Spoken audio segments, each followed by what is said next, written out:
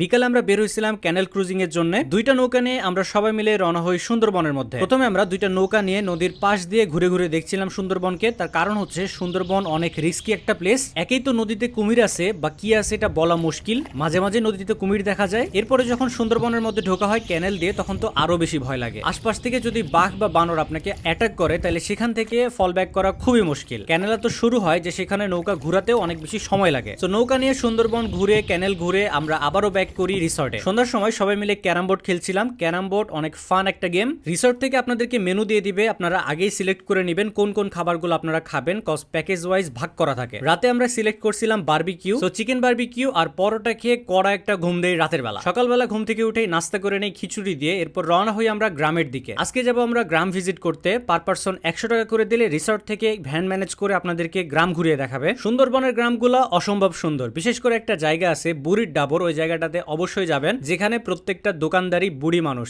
দাদির বয়সী সবাই। এবাদেও আরো যা যা সাইট সিন আছে সেটা নিয়ে আলাদা করে একটা ভিডিও দিব। গ্রাম ঘুরে আমরা রিসর্টে ব্যাক করি। এরপরে ব্যাগপত্র গুছিয়ে নিয়ে আমরা সোজা রওনা হয়ে আমাদের লাস্ট গন্তব্য, লাস্ট টুরিস্ট প্লেস সুন্দরবনের করমজল। করমজলের ভেতরে ঢুকতে খরচ পড়ে পার পারসন 50 টাকা করে। এই 50 টাকা খরচ করে আপনি দেখতে পারবেন বানর, কুমির, হরিণ। এবাদেও ওয়াচ টাওয়ার থেকে দেখা যায় সুন্দরবনের সুন্দর একটা ভিউ আশেপাশের, এবং আপনি হাঁটতে পারবেন সুন্দরবনের মধ্যে দিয়ে। তবে যে কাজটা কখনোই করবেন না তা হলো বানর থেকে সবসময় দূরে থাকবেন। কোনো খাবার, ঘড়ি বা চশমা, হাতে মোবাইল থাকলেও বানর খুব অ্যাটাকিং পোজে চলে যায়। আমরা যখন সুন্দরবনের মধ্যে দিয়ে হাঁটছিলাম তখন সবার সামনে ছিল ফিস ভাই। ফিস ভাই একটা বানরকে ছোট্ট করে হাত দেয় গায়ে, পুরো বাদর কমিউনিটি আমাদের পেছনে পড়ে যায়, অ্যাটাকিং হয়ে যায়, আমাদেরকে পুরো দৌড়ানি দেয় একটা। সো করমজলে থাকলে এই জিনিসটা কখনোই করবেন না। এখন আমরা ফিরে যাচ্ছি খুলনার পথে। দেখা হবে পরবর্তী ভিডিওতে। সে পর্যন্ত ভালো থাকবেন। আল্লাহ হাফেজ।